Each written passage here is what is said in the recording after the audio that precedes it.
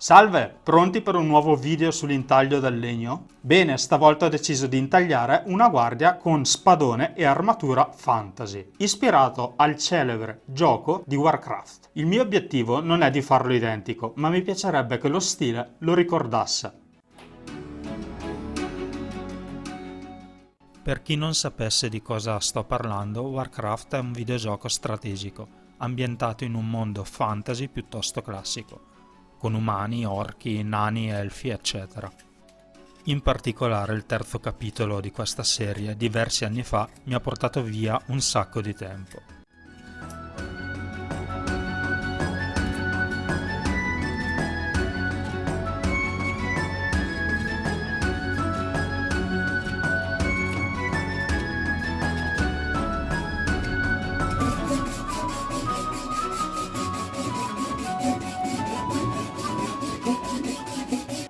Mi piacerebbe che questo lavoro non venisse snobbato solo perché il soggetto in questione non ha tratti storici, filologici e presenta caratteristiche non conformi a ciò che è la realtà. È stato da me impossibile nel corso degli anni non notare il bias cognitivo che alcune persone, anche molto intelligenti, hanno nei confronti del contenuto artistico o al prodotto fantasy e surreale. Di fatto viene considerato da questi come una cosa spiccia di poco conto. Secondo la loro visione, tutto ciò che racconta qualcosa non basandosi sulla rappresentazione totalmente fedele di quello che ai loro occhi risulta come reale ha un valore inferiore, sono sciocchezze.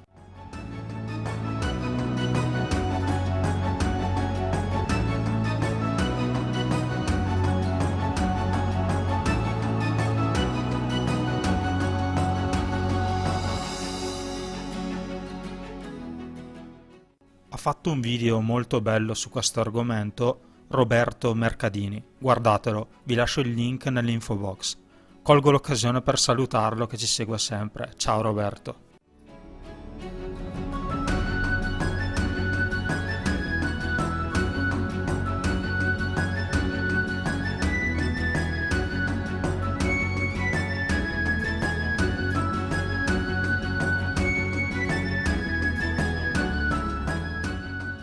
Tornando a noi, non posso che essere in disaccordo con queste persone. Avere una visione del genere significa non comprendere buona parte dei prodotti artistici, che siano dipinti, sculture, opere letterarie, eccetera.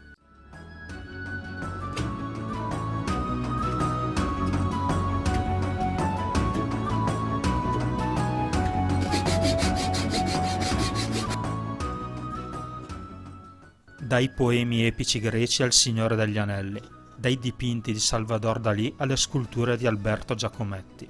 Dovrebbero essere tutte delle fanfalucche?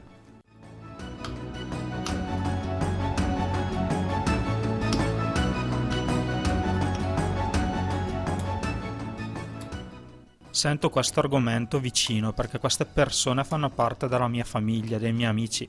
Ho avuto anche dei professori con questa visione.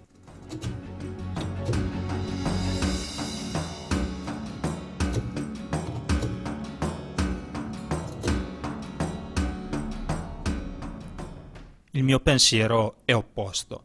Sono da sempre stato affascinato dal comunicare messaggi, ideali e vicende tramite racconti che abbattono il muro di ciò che nella realtà è possibile o non lo è.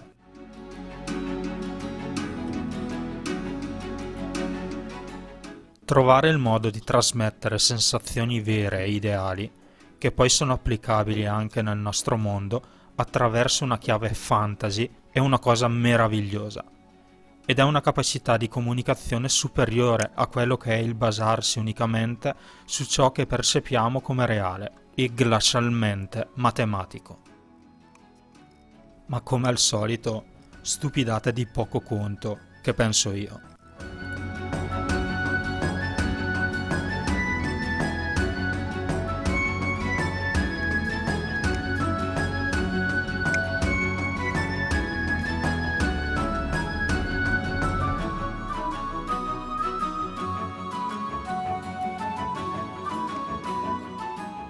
La logica vi porterà da A a B. l'immaginazione vi porterà dappertutto.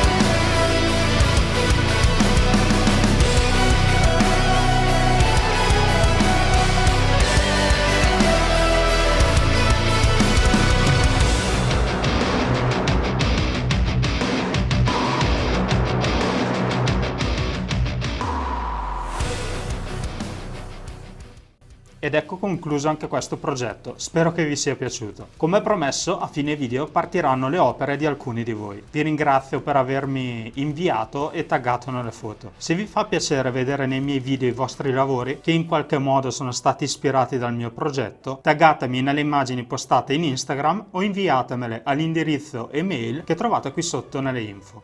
Vi ringrazio ancora per il supporto. Se ciò che avete visto vi è piaciuto, ricordatevi di lasciarmi un like, di iscrivervi al canale e di condividere. Io vi saluto. Ciao!